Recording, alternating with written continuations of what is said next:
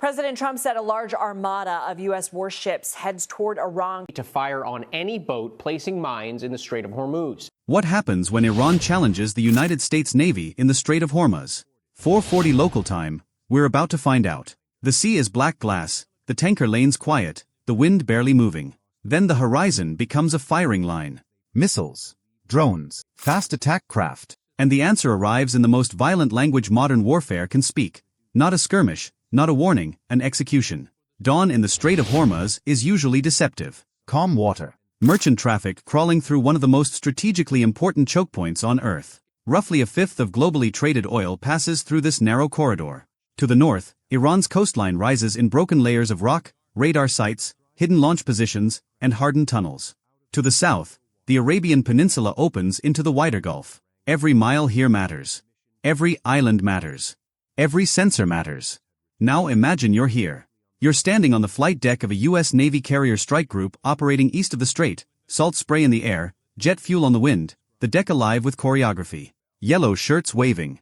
F divided by a -18E Super Hornets chained down and ready. An E-2D Hawkeye orbiting high overhead. 2 Arleigh Burke-class destroyers screening the formation. A Ticonderoga-class cruiser farther out, its spy radar sweeping the dark. A Virginia-class submarine somewhere below, unheard, unseen. More than 7,500 American sailors and aviators spread across the formation, each one part of a machine designed for exactly one moment, the moment deterrence fails. And in this hypothetical, deterrence does fail. Tensions had been climbing for weeks. Tanker seizures. Electronic interference. Rocket attacks by regional proxies. Satellite imagery showing unusual movement near Bandar Abbas, Keshem, and the Iranian coast opposite the shipping lanes. Signals intelligence picked up encrypted traffic among Islamic Revolutionary Guard Corps Navy units. Drone launch teams were shifting before sunrise. Anti-ship missile batteries were leaving prepared revetments and moving to alternate firing sites. The pattern meant only one thing. Somebody in Tehran had decided to gamble. From the Iranian perspective, the logic seemed brutally simple. Hit the U.S. Navy hard enough, fast enough, and publicly enough, and Washington would be forced to pause operations, pull major surface combatants back, and reconsider freedom of navigation patrols inside the Gulf. A successful strike, even a partial one, would electrify domestic audiences, shake regional partners, and prove that a carrier strike group inside Iran's missile basket is not invincible. That's the theory. And theory can be a dangerous drug. So the plan comes together. In this fictional scenario, Iranian commanders assemble a layered saturation attack, 24 anti-ship cruise missiles from mobile coastal batteries, 12 ballistic anti-ship weapons fired from deeper inland, 38 one-way attack drones launched in staggered waves, and 46 IRGCN fast attack craft loaded with rockets, anti-ship missiles and heavy machine guns, all meant to overwhelm radar screens, split defensive fires, and force the Americans into a deadly choice. Shoot at the missiles and the boats get through. Shoot at the boats and the missiles get through. Miss the timing by seconds, and steel starts hitting steel. On paper, it looks clever. On paper, it looks modern. On paper, it looks like a hunt. But there's a problem with their plan. They assume the U.S. response will be linear. It won't be. They assume their launches will remain hidden long enough to compress decision time. They won't. And most dangerous of all, they assume the carrier itself is the target that matters most. It isn't. The Americans are not just defending ships. They are mapping the entire kill chain in real time. Launchers, radars, drones, relays, command vans, fast boat concentrations, and the officers telling them when to fire. Iran thinks it's preparing an ambush. In reality, it is exposing an ecosystem. Could you make that call if you were on either side? Commit first and risk everything? Wait too long and lose the initiative? This is where wars stop being speeches and start becoming math. Detection begins 11 minutes before the first missile crosses the coastline. Space-based infrared sensors register thermal blooms from launch points inland. The data moves almost instantly to regional command networks. The destroyers receive cueing. The cruiser's radar posture shifts. Electronic warfare teams tighten their spectrum management. The E-2D Hawkeye pushes tracks to the group. Link 16 lights up with shared targeting data. On a destroyer combat information center, the air picture starts filling fast. First ambiguous returns, then correlated tracks, then unmistakable threat geometry. At 4:51, the first alert hits the strike group. General quarters. The flat mechanical voice cuts through passageways and berthing compartments. Sailors who were asleep are now moving at a run. Watertight doors slam. Fire controlmen sit down in front of glowing displays. Missile cells are assigned. Close-in weapon systems spin to standby. Flight deck crews break into practiced urgency. You're there now, in that red-lit corridor, heart pounding, boots hammering the deck, knowing only that something is inbound and that the next few minutes may define the rest of your life. Then the tactical picture sharpens. 12 ballistic tracks. Low-altitude cruise missiles behind them. Drones spreading wide to dilute the defense. Fast surface contacts accelerating from the Iranian coast and from coves around islands near the strait. The enemy isn't attacking in a wave. They're attacking in layers, designed to arrive almost together. Smart. Aggressive. A calculated demonstration. And the Americans answer the way a carrier strike group was built to answer. Layer by layer, system by system, no panic, no wasted motion. High altitude first. The ballistic threats are the fastest and the most psychologically disruptive. They descend with terrifying speed, forcing instant decisions. The cruiser and the Burke destroyers launch standard missile interceptors almost back-to-back, vertical launch cells coughing flame into the pre-dawn dark. 1 missile, then 4, then 9. The sky doesn't explode all at once. It blooms in segments. Sharp white plumes rising nearly vertical, curving on command, then vanishing into altitude. 4 seconds. That's all between track confirmation and the first intercept shot on one station.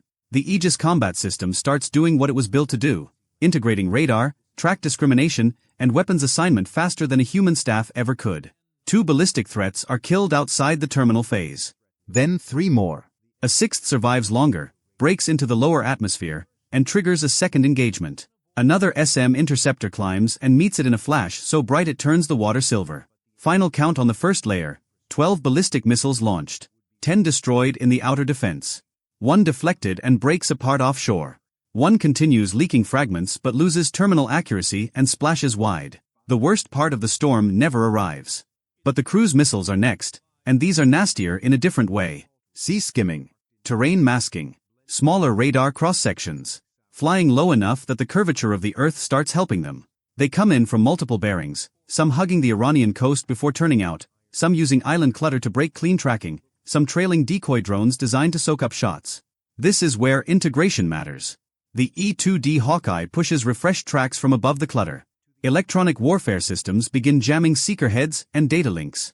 F divided by a -18S already airborne are vectored to the outer edge of the fight. An F-35 operating farther out contributes passive targeting without broadcasting its presence.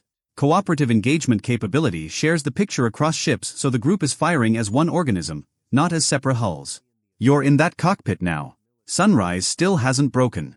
Your world is radar symbols, helmet symbology, terse voice calls, and the knowledge that below you are thousands of sailors depending on a decision made in seconds. No music. No speeches. Just tone, confirmation, launch. The first Super Hornet rolls in and fires an AGM-120 at a drone acting as a pathfinder. A second jet splashes 2 more. The destroyers open with SM-2s and ESSMs against cruise missiles entering mid-range envelopes. 1 target disappears. Then another. Then 5 more in rapid succession. Debris rains into the Gulf. A drone swarm tries to split the defense, some climbing to expose radars, others staying low. CRAM launchers snap to life. Phalanx CIWS mounts begin their brutal, unmistakable chatter, 20mm tungsten punching curtains through the dark. It sounds like metal ripping the sky apart. A cruise missile survives the outer layer, skips through chaff, and comes in hard on the right flank of the formation. 1 destroyer engages. Mississippi re-engage. Hit. The intercept is so close that burning fragments splash less than a mile off the bow, showering the water with orange sparks. Another missile gets lower, almost invisible in the surface clutter, until the cruiser's radar refines the track and an ESSM nails it in a crossfire engagement. Meanwhile, the drones keep coming. 38 launched in this scenario. Not all are sophisticated. They don't need to be. Quantity has its own logic. But quantity dies quickly when the defense holds discipline.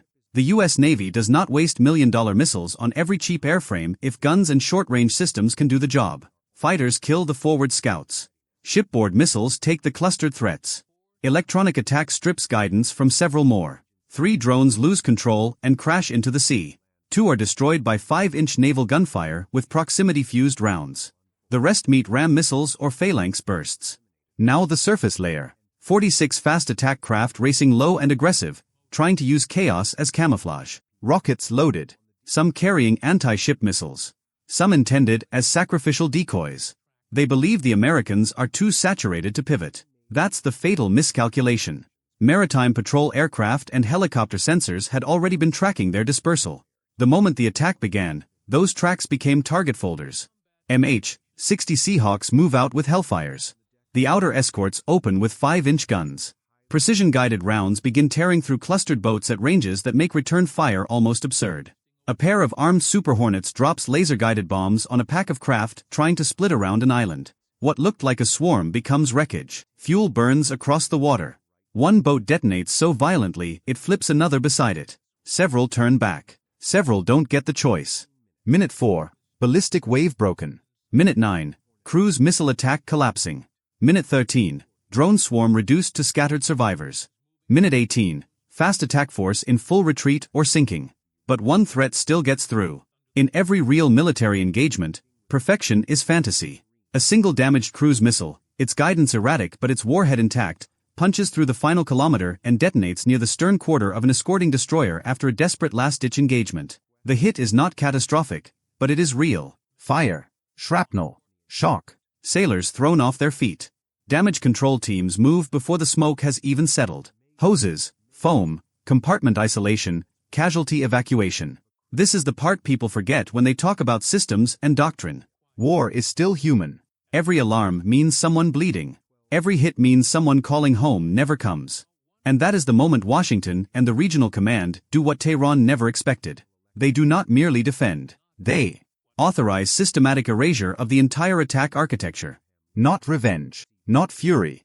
A methodical counterstrike designed to collapse future capacity. The legal and command process in this fictional scenario moves with astonishing speed because the evidence is overwhelming.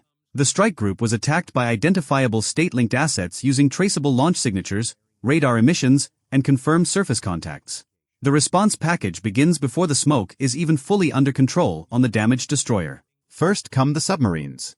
A Virginia-class boat and another U.S. platform already in theater release Tomahawk land attack missiles against coastal radar sites, over-the-horizon targeting nodes, and known anti-ship missile garrisons near Bandar Abbas and along the approaches to the strait. The missiles fly low, route around terrain, and arrive almost simultaneously. Radar dishes vanish in sprays of steel. Command trailers are turned into fireballs. Hardened revetments collapse inward under follow-up strikes. Then naval aviation surges. F divided by a -18E divided by F Super Hornets launch in strike configurations with escort jammers from A-18G Growlers. Their targets are not symbolic. They are functional. Mobile launchers. Drone assembly sites. Fast boat pens. Munitions storage. Fuel points. Communications relays. The Growlers blind, confuse, and suppress. The strike aircraft work in disciplined stacks, each attack connected to a larger kill chain. A launcher that fires once does not fire twice. A radar that paints one target becomes a target itself. Then the wider American network joins. Land-based aircraft from regional bases enter the battlespace. In this hypothetical, B-1B bombers contribute standoff munitions against deeper logistics hubs, while tanker aircraft keep the entire package fueled and relentless. ISR platforms watch for movement. Satellites monitor heat signatures from emergency dispersal attempts. Iranian units trying to relocate become moving points on a map already marked for destruction. This is what information dominance looks like when it turns kinetic. Not noise. Not spectacle. A hunt with coordinates. From the enemy's view, the emotional shift is devastating. Minutes ago they were attacking a carrier strike group. Now they are watching launch sites disappear, communications fail, roads crater, boats burn at anchor, and command posts go silent one by one. Their original attack was meant to create shock. Instead it creates exposure. They showed their hand, and the hand is cut off. How many weapons are now in play? More than enough. For every missile Iran launches in this scenario, multiple American interceptors, standoff weapons, and air-delivered munitions answer. But numbers only tell part of the story. What matters is sequence. First the sensors. Then the shooters. Then the network. Then the denial of future capability. Bases to launchers. Launchers to radars. Radars to command vans. Command vans to fuel. Fuel to boats. Systematic elimination. By minute 31 of the counterattack, coastal anti-ship missile capacity in the immediate battlespace is crippled. By minute 44, most of the fast attack craft that survived the initial defense are either destroyed in port, stranded without fuel, or hiding under camouflage that no longer fools overhead surveillance.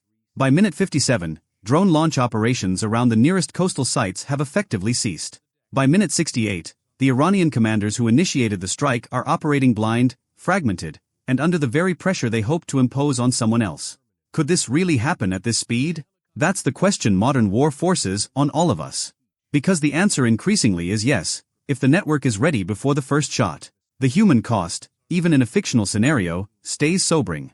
On the American side, the damaged destroyer suffers 11 killed and 29 wounded from the one missile that penetrated. On the Iranian side, losses are far heavier: missile crews caught at launch sites, drone operators at exposed facilities, fast boat personnel trapped on burning hulls, command staffs inside targeted coordination centers. No cheerleading here. Just the cold reality that initiating a strike against a modern naval formation invites consequences on a scale politicians often imagine but never fully control. And the strategic result? It is not close. Total duration of the opening naval battle, 23 minutes. Total duration from first launch detection to major counterstrike effects, 68 minutes. Iranian weapons launched in this hypothetical attack, 74 missiles and 38 drones, plus 46 fast attack craft committed. Ballistic missiles destroyed or neutralized, 12 of 12. Cruise missiles destroyed, 23 of 24. Drones destroyed or crashed, 38 of 38. Fast attack craft sunk, disabled, or rendered combat ineffective, 34 in the opening engagement, most of the remainder neutralized later. American capital ships sunk, 0. Strategic effect achieved by the attacker, 0. Less time than your average movie. Enough time to change regional deterrence for years. Because that's the real lesson here. Modern naval warfare is not decided only by who has missiles. It is decided by who can see first, fuse faster, assign targets better, and keep fighting after the first impact. Iran in this scenario bets on saturation. The United States wins through integration. Sensors linked to shooters. Shooters protected by doctrine. Doctrine reinforced by training. Training accelerated by machines. The public sees explosions. Professionals see kill chains. And there's another lesson, maybe the most important one. Overconfidence is not a weapon. Geography is not a shield. A narrow strait can trap a fleet, yes, but it can also trap the force that reveals its positions trying to strike that fleet. That is the paradox of the Gulf. In trying to turn the Strait of Hormuz into a kill zone, Tehran turns its own coastline into a target map. So when people ask what modern sea power really means, it means this: not just carriers, not just destroyers, not just submarines, but the ability to absorb the first blow, stay coherent, and then remove the enemy's capacity to try again. A technological purge of the battlefield. Fast, precise, relentless. And that is why, in this fictional scenario, Iran's most deadly move against the US Navy becomes the trigger for a response Tehran never expected. They aimed for shock. They got exposure. They wanted deterrence through fear. They received a demonstration of what happens when a first strike fails against a force built to survive contact and dominate what comes next. How does this change your view of modern warfare? Share your take. Subscribe to join the discussion.